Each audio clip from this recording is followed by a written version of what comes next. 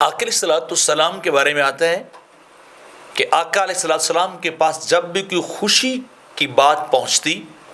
کوئی خوشی کا معاملہ ہوتا، راحت اور سکون کا معاملہ ہوتا، تو کیا ہوتا؟ خر ساجدن شاکرا للہ، آپ اللہ کی بارگاہ میں سجدہ ریز ہو جاتے۔ جو ہی آپ کو اچھی خبر ملتی، اچھا معاملہ ہوتا، تو آپ ہر معاملے میں اللہ کا شکریہ ادا کرتے۔ عبد الرحمن بن عوف رضی اللہ تعالیٰ عنہ آپ فرماتے ہیں ایک بار آقا علیہ السلام کہیں تشریف لے جا رہے تھے تو میں بھی آپ کے پیچھے پیچھے چل پڑا۔ اب چلتے چلتے ایک باغ میں تشریف لے گئے اور وہاں جا کر اپنے انتہائی طویل سجدہ کیا، حتیٰ کہ میں نے گمان کیا کہ شاید آپ کی روح مبارکہ قبض ہو گئی۔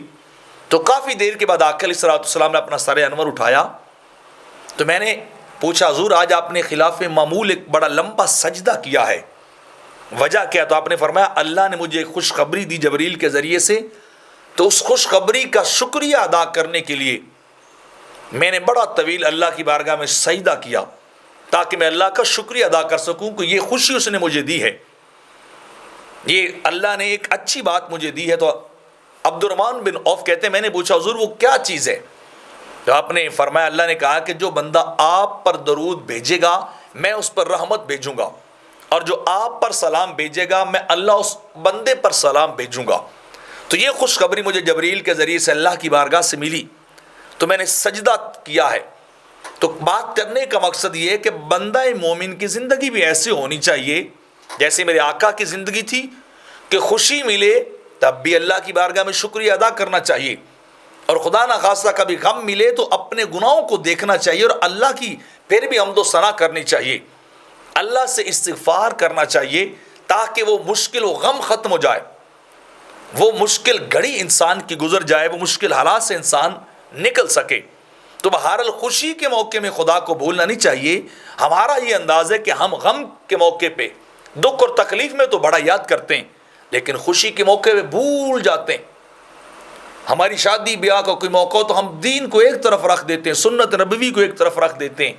احکام خداوندی کو ایک طرف رکھ دیتے ہیں، کوئی ہمیں اللہ کا شکریہ یاد نہیں ہوتا، کوئی اللہ کا انعام ہمیں یاد نہیں رہتا، کوئی اللہ کی بارگاہ میں سجدہ کرنا یا شکریہ ادا کرنا بالکل ہم بھول جاتے ہیں۔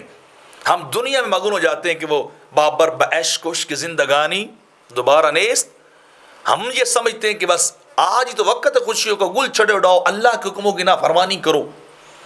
آقا علیہ السلام کی بتائی باتوں کو وائلیٹ کرو، بس جو کرنا ہے اپنے نفس کے پیچھے چلو، اللہ اور اس کے رسول کے پیچھے نہ چلو، اپنی خواہش کی اتباع کرو، پیارے آقا کی اتباع چھوڑ دیجیے۔ ہمارا ایک کلچر بن چکا ہے کہ ہم اللہ کو غم کے وقت یاد کرتے ہیں اور خوشی کے وقت بھول جاتے ہیں۔ کہتے ہیں لو جی ابھی کون سی بات ہے، آپ آخرت کی باتیں کر رہے ہیں، انہیں کوئی سمجھانے جائے الٹا اس کی انسلٹ کرتے ہیں، اس کو ڈی گریڈ کرتے ہیں لوگ کہ آپ کیا کر رہے ہیں، آپ ہمیں بتا رہے ہیں کہ کیا کرنا چاہیے، ابھی خوشی ہے بچوں کی، چلو جو کچھ ہو رہا ہے چلنے دو۔ تو پھر جب نقصان ہوتا ہے، کوئی نہ کوئی حادثہ ہو جاتا ہے تو پھر فوری طور پہ اللہ کی بارگاہ کی طرف دوڑتے ہیں۔ لیکن میرے آقا کا طریقہ یہ نہیں تھا، میرے آقا کی سنت اور طریقہ یہ تھا کہ خوشی ملے اللہ کی بارگاہ میں سجدہ ریز ہو جائیے،